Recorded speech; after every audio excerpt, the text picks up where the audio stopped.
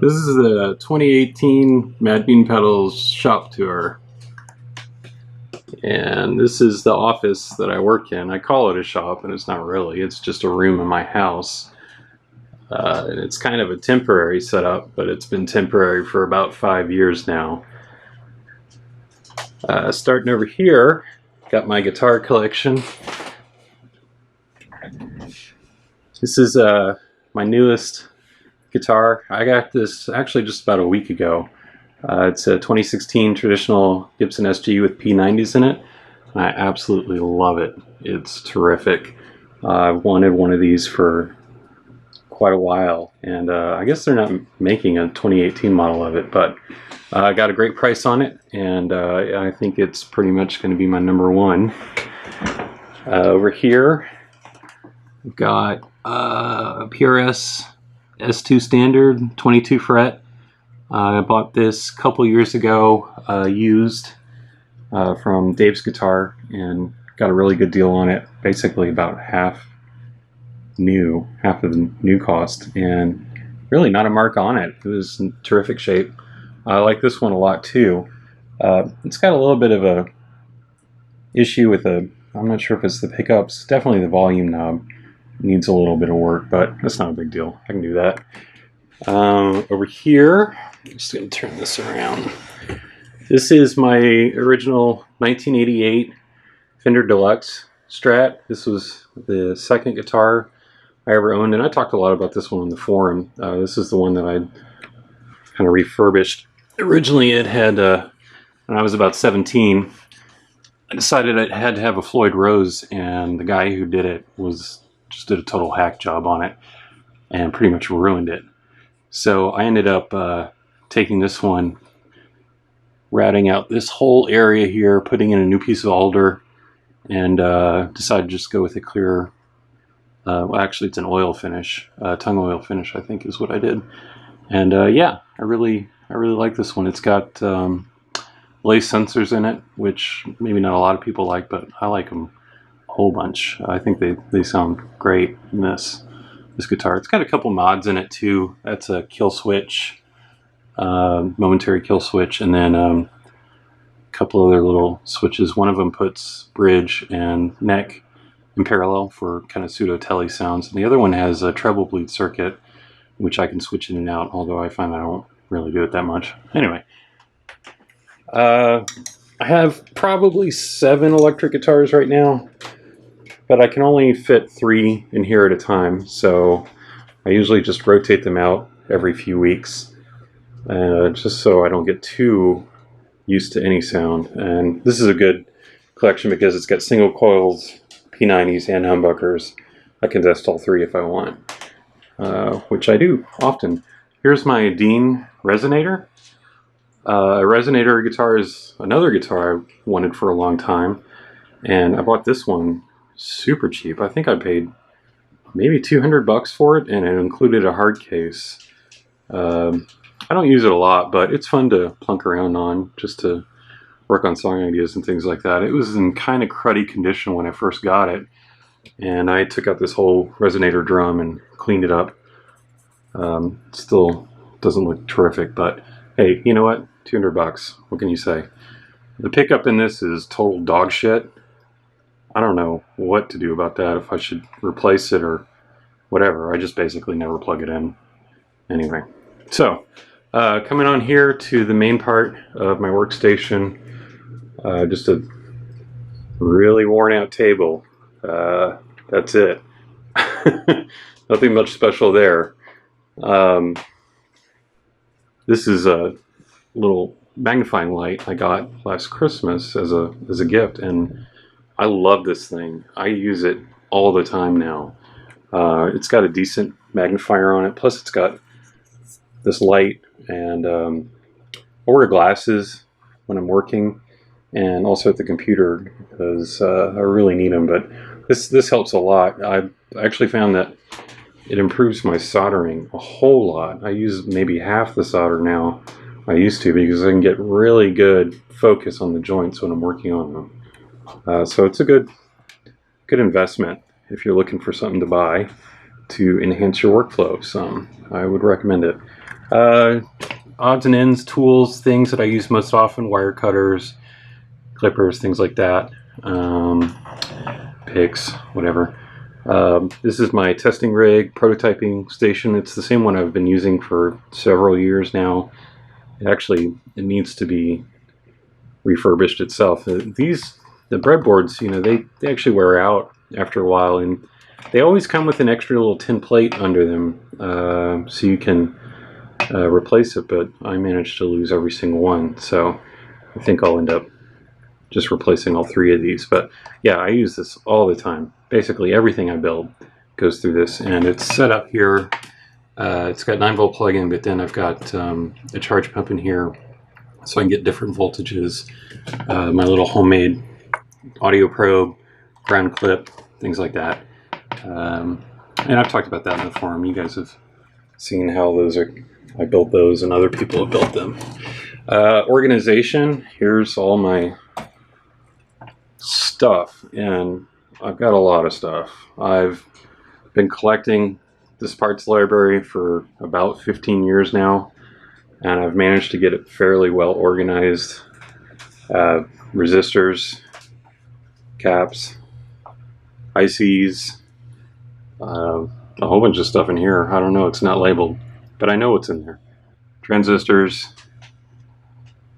switches, the ever important miscellaneous bullshit drawer. Everybody should have one.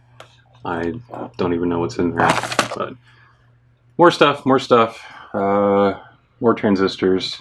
Actually, no, these are ICs, right, and regulators. These are transistors.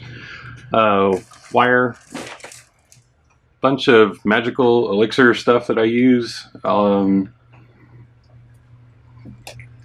love this Howard Feed and Wax. I use them on necks all the time. They're great. Contact cleaner, all that kind of stuff. I have more tools over here.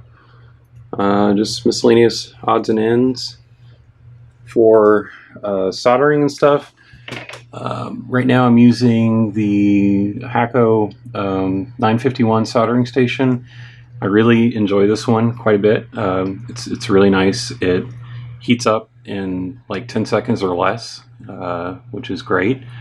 The tips on these are interesting because you don't actually replace the tip itself. It's this whole unit that includes the grip, and that makes them slightly more expensive, but you can actually hot swap tips if you need to. I find that I don't really ever need to, but I have a couple extra up here if I want to. I use 6337 solder. I don't know what this is. I forget exactly. Whoops. Yeah, just Kester solder. I'll fix you later.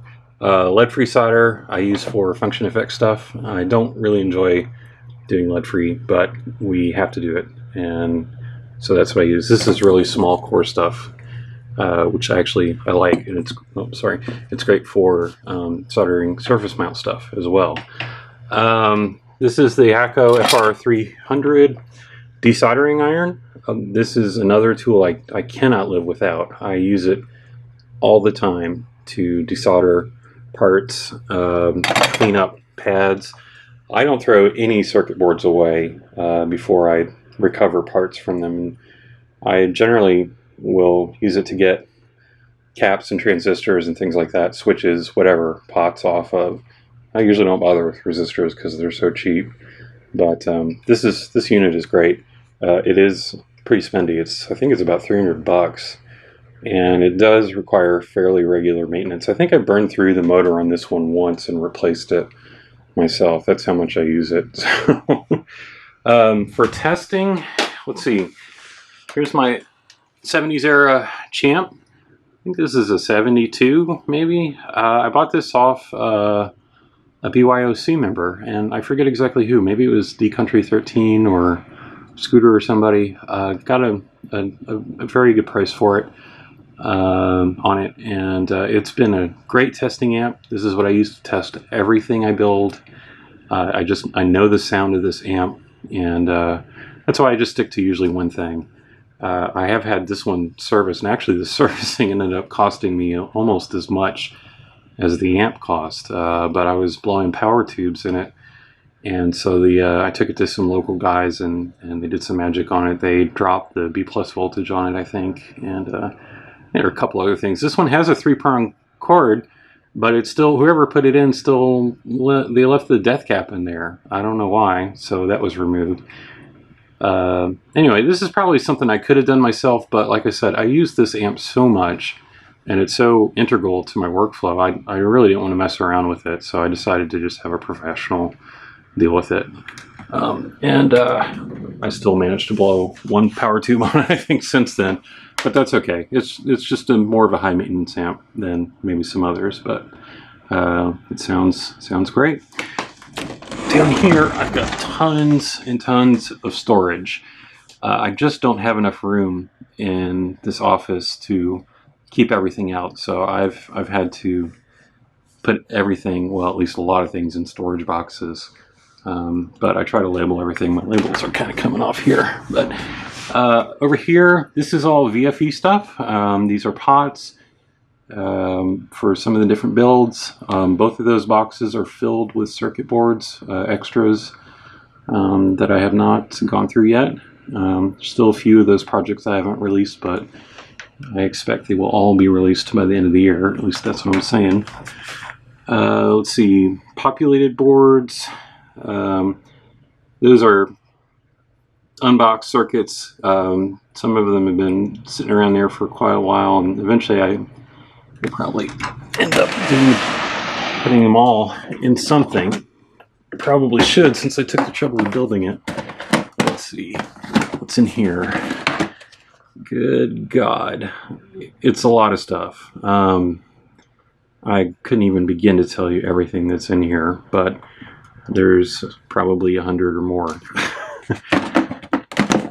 Let's see, these are tools. These are actually luthier tools that I use for fixing up guitars, and something I enjoy doing. I'm not going to go into all that because it's not really relevant, but I've been collecting tools for a few years now, and I don't know, my philosophy on it is you can get cheap stuff. There's plenty of cheap tools online, but whenever I've needed something for a job like fretting or nut filing, I've just gone ahead and bought the right stuff to begin with. I'd rather do that than buy something half-assed that I know I'm going to have to replace eventually. And it's worked out great. It's made the jobs easier that I've done, and since I've just only worked on my own guitars, it doesn't really matter if I mess them up.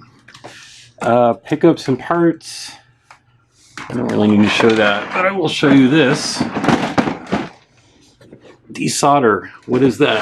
Desolder is box of fail. Look at that. All this stuff. Well, it's not all fail. Some of them are prototypes that I didn't need any longer. Some of them are things that didn't work. Some of them I just decided I didn't want anymore, that I was never going to do anything with them. Like I said, I don't throw anything away. These are sitting here waiting for me to come back and recover parts from. Lots of caps. Probably a lot of J-FETs in there, which are definitely worth their weight in gold these days. Oh, look, and here's another box of desolder. What's in, yeah, more. Hundreds of circuit boards. I don't know what that says about me, but that's what it is. Copper clad iron, if I'm making any circuit boards by hand.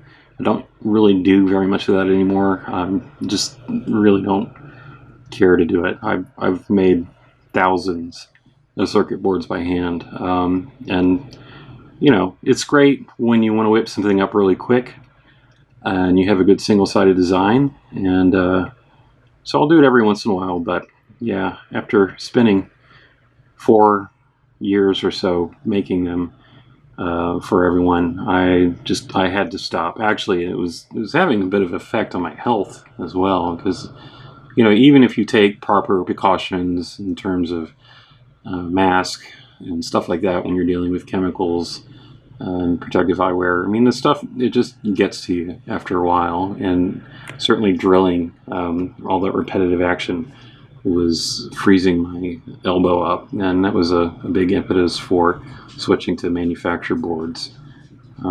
So anyway, capacitors, just a bunch of overflow for parts.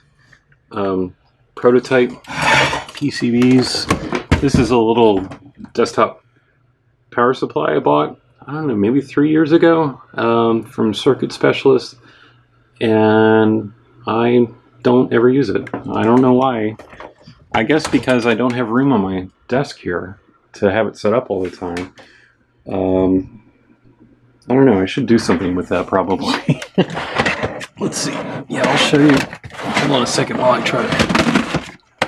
let's see what we have in prototype PCBs here. Yeah, another monstrous box full of stuff. These are all the... Well, these aren't even all of them because I eventually had to throw some of them out because I didn't have enough room, but these are circuit board prototypes for all kinds of things. A lot of them that I've released, some of them that I never released, and some of them which I probably never will release. But they're all ideas. Here's the Harbinger 2, which I've been promising to do for about 4 years. I guess that'll get built eventually. Here's the time-lapse, waiting to get built. I don't know what all that is. Anyway, it would probably take a whole hour to go through everything in there. There's some other stuff in here. It's not really that. This box is pedals, built pedals that I'm just not currently using. I'm not going to pull that out right now because you guys have seen pictures of them anyway. A couple other little boxes. Oh, Magnifying PCB, those are just extras that don't fit in my little whatever it's called, space. Audio cables, power supplies, blah blah blah. Let's move on. Here's where I keep all the stuff I'm currently working on. This is all VFE stuff. Circuits that I've built. I've boxed quite a few of them. Quite a few of them I have not boxed. Eventually I will. I'm getting a pretty good collection of VFE stuff now. So these are some of them. Actually, you can see the ones I'm working on right now, the pinball, which I just finished this afternoon, and then the Standout and Dragon, which I plan on boxing up tomorrow. Actually, I have to finish building one of them. But this is stuff that is in different states of completion and or being worked on. Here's one of the, I just showed a picture of this the other day, the new PLR boards. This is the For Fuzz's Sake. And yeah, there's tons of stuff in there to be finished and worked on. Over here, let's see, here's my amp setup. This is just for, I don't usually use these for testing circuits. This is just to play. I've got a Princeton Reverb here that is, let's see, maybe about 3 years ago I bought that one. I really enjoy this amp a lot. It's great for the size. The tone is excellent, of course. The only thing I didn't care for in this amp is that the bass is so bassy. And I don't know why they chose to do it this way, but you can see I've got it turned all the way down. In fact, I modded this amp. There's on the TB controls, the circuitry, there's a little stopper resistor on here, which even if you turned it all the way down, it still had too much bass. So I ended up jumpering out that resistor, and that did the trick. Yeah, great amp. And then AC-15, and I bought this, I guess probably about a year after, or maybe not even a year after we moved to Tennessee. This is one of the hand-wired, or what they call hand-wired. This is the original model, and I think there's a newer one that has a little bit different control layout. It's got a Blue Dog in it. Great amp, loud as balls. But yeah, I love the sound of it. Down here, pedal board. As you can see, not currently hooked up to anything, not even themselves, because I'm always in a state of redoing this, it seems. Right now I'm waiting to finish off some soft touch bypass looper. Here I've already got the boards designed for it. I've got one of them populated. I just haven't finished it yet. There are going to be 9 loops and then there are going to be 3 over here, and that's to do the expression control for the Mobius. So what I've got going on here is the Ernie Ball volume, which I love. This is maybe, well, this isn't the exact one, but I think maybe the 2nd or 3rd pedal I ever bought was a volume pedal, one of the old versions of this, and I love the way it feels. It's great. It's huge, but it just feels great under the foot, unlike a wah pedal, which for me never has the right amount of travel, but this one does. Let's see, I've got a noise gate. I'm not going to say which one, but you can maybe guess what it is from the control. I don't know. Maybe you can, maybe you can't. Mojo Vibe. I love this vibe. I've built plenty of Univibes, and they're all great, but the Mojo Vibe has just got something extra to it. I don't know. I can't explain it. There's just something about it. It sounds so sweet that it will never leave. It's got a bad switch though, so screw that. Compressor, that's the Afterlife compressor, Polytune, a little BEOD clone I built, which I'm enjoying quite a bit. The Cluster Fuzz Junior with the misdrilled switch. See that? I am terrible at drilling. Love the fuzz. You know, what can I say? It's great. Yeah. The Ricochet, I really like the Ricochet. It's a lot of fun. I've had some different pitch pedals, but this one just hits all the marks for me. It's just super fun to play. The B9. This is a Bloviator, which is what circuit is that based on? That is a. I'll come back to that. You guys know what it is. I guess I should know. I sell it. The Freakout. I actually just bought this one a little bit ago. Because I found it, I think it was on sale. I don't remember exactly what for, but a lot like the Ricochet. Oh, the BB Sonic Maximizer. God damn it. Yeah, that's what it's based on. The Freakout, yeah, I like that. I haven't spent a lot of time with this yet because I haven't finished hooking up the pedal board, but it seems pretty cool. The Dirty Robot, man, love the Dirty Robot. Gotta have Dirty Robot. The Mobius and the Alter Ego and the T2 reverb. The Alter Ego I love. It's just got a sound to it. As you can tell, you know, I got the 2 amps, so I run this in stereo. In fact, everything starting with the Mobius to the delay to the reverb, everything goes in stereo. And since I started doing that, it's just really kind of blown my mind how cool stereo sounds. I had never done it until about a year or so ago, and I originally had a timeline, but I just found it was just too many buttons. You know, it's like the Mobius. There's a lot of front-facing controls, but you have to really kind of dig in to do a lot of the manipulation with it, to dial it in. And the reason I like this Alter Ego is because basically everything is on the front. You know, there's no menu to dive into, and I think it does have, yeah, some tone prints you can load in. I don't think I've loaded any tone prints in this because some of the stock sounds are just cool. As you can tell, there's a lot of commercial pedals on this board. I do have pedal boards that are all DIY. This one is just the one where I happen to put all my commercial boards on, or pedals on, because it's such a large pedal board. And the DIY boards are actually up, being stored in the garage apartment right now, so just don't have room. But actually I probably could bring that down and put it here. Oh look, here's a tiny little pedal board with the Trio, which I bought last December. I think they went on sale for like $50, and so I'm planning on using that for some pedal demos eventually when I do some more someday soon. Yeah, the Trio is kind of neat. Maybe it'll make my pedal demos more interesting. Over here, here's a laser engraver. I bought this last year. Forrest was the one who kind of got me into this because he bought 2 or 3 different kinds, and so I put this one together. Still haven't used it yet. unfortunately, this is not the right room to be engraving in, and I do have other places that I can use this. My garage right now is just always in flux. It's where every tool goes to get rusted out completely. So my plan was to build a little box for this and then throw in some silicone packs or bowl of rice or something, just so nothing rusts out.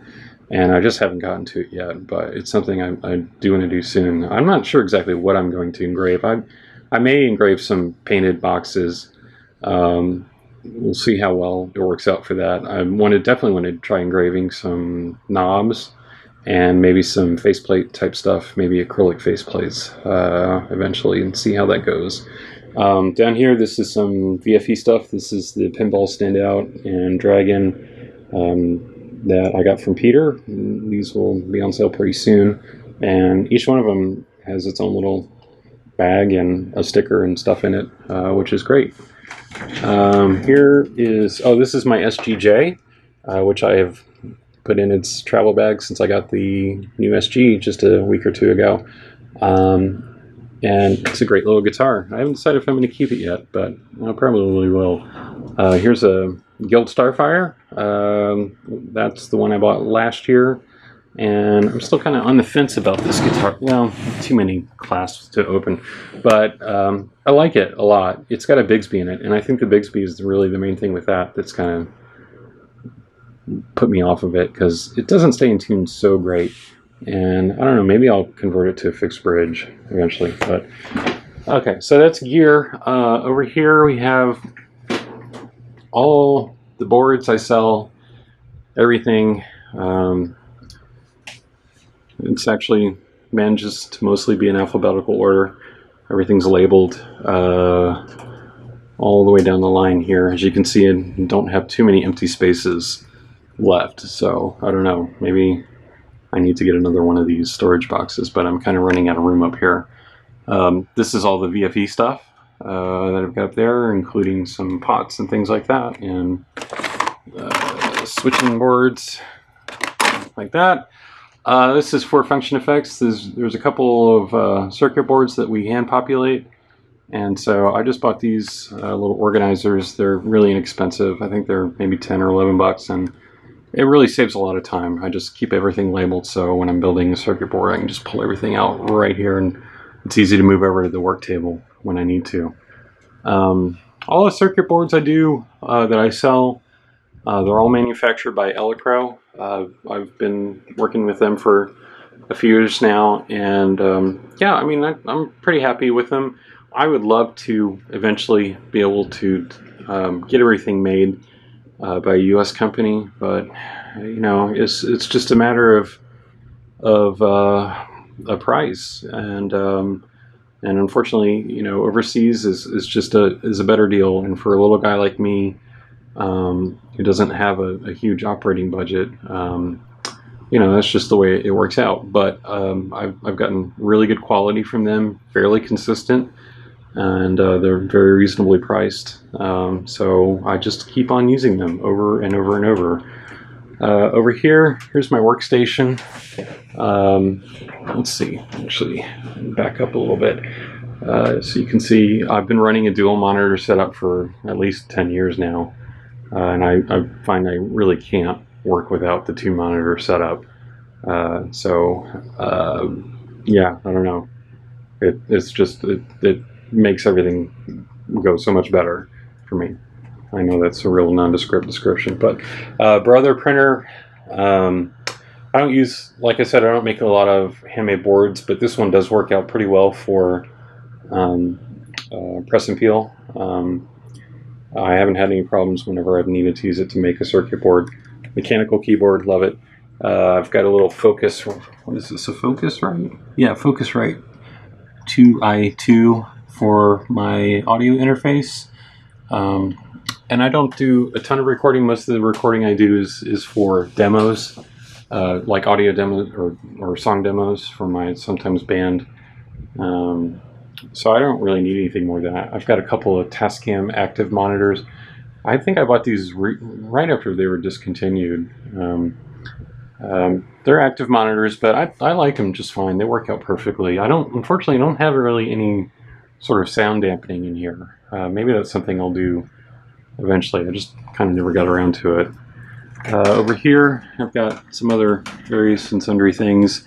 Oh, my old 424. I've got a bunch of tapes. I'm waiting to demos, old demos, 20-year-old demos. I'm waiting to digitize, and I just got this tape deck. Also for some of the other stuff I want to eventually digitize.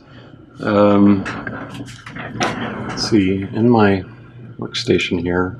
Oh, got some software going on. There's not really much to comment on here, other than, you know, this is where I eagle. And oh look, here's a VFE. And yeah, I'm probably not going to get into how I organize all this stuff. This is just too much. But you can see, you know, I've got my different folders for different stuff. Magnifying pedals, function effects, VFE stuff, archive. The archive only goes back to 2012. I'm not sure. I think I had a crash at some point, and I'm not sure if I have anything older than 2012. But there are probably, I can't even say. I would say 3,000, 4,000, 5,000 different circuit boards designed throughout this whole library here. Sometimes I have so many I forget what I have, and I'll start designing something and I'm like, oh man, this is really cool, and then like 2 weeks later I'll be looking through an old folder and like, oh, I designed that already several years ago. Yeah, that's just the way it goes. I guess you guys probably don't care about my desktop setup, but I think it's a 5-core running Windows 8, 16 gigs of RAM, and none of that I don't really need for circuit board stuff. I do need it for multimedia stuff and for Adobe, which I do some of. I've got, let's see, I run 2 backups on everything. I've got one internal hard drive that's a backup and one external that's a backup, and I use a program called Always Sync, and that basically sets and synchronizes files of a certain folder to the backups, and that runs automatically every night. I don't have an offsite backup. Maybe that's something I should do eventually, but so far I haven't had any incidents yet, and I think the 2 will probably be enough. My little LED strips are kind of falling apart, but oh well. Let's see, I think that must be everything. So next up I'll probably just go to questions that people asked on the forum. So see you in a second. Oh, I forgot one thing. Here's all my boxes. Lots of boxes. Some painted ones. Actually, it's got some function effects ones on here that I still need to drill and put in. This is just for my own personal builds. But I've got most things in here. I don't usually keep a huge stock. I tend to order in parts just when I know I'm going to build 2 or 3. I'll order the boxes and then drill them up and use them. That way I don't have to store a bunch of them. And yeah, there's a lot of unfinished ones here that I don't know. I probably should pay to have painted enclosures done a little more often. I don't know. I get really cheap when I buy boxes. I just think, oh yeah, I'll figure something out. I'll do some artwork, or I'll do a faceplate or something, and then I get to it, I'm like, oh geez, I really don't want to do that right now. But yeah, I'm pretty happy with how most of my artwork comes out, however I decide to do it. And lastly, oh, you guys don't need to see my medicine. Yeah, just shipping stuff. As you can see, there's a whole bunch of bookcases in here, and a lot of this is my wife's stuff, her books and knickknacks and things like that. This is a shared space, which I pretty much dominate these days, but that's going to change here, I think this fall, because I will finally be getting a new space to work in. Going to, we've got another room in our house that was my daughter's playroom for a long time, but now she's 12 and she doesn't really play with toys anymore. So we're going to refinish that space, and I'm going to move into that. There's some remodeling that we need to do for it. Gonna rerun some electricity and some of the HVAC stuff. But it will be about 5 times the size of this room, so I will get to have absolutely everything I want in it. And I'm really looking forward to that because I can have all my guitars and amps and every little piece of crap that I own set up in there. And yeah, so I hopefully once we start that project, I'll run some video on that and show you guys how it goes. I'm not going to show it to you now because good God, it's a wreck. My daughter has a lot of, let's just say she got into American Girl for a while, and that's all I'm going to say about that.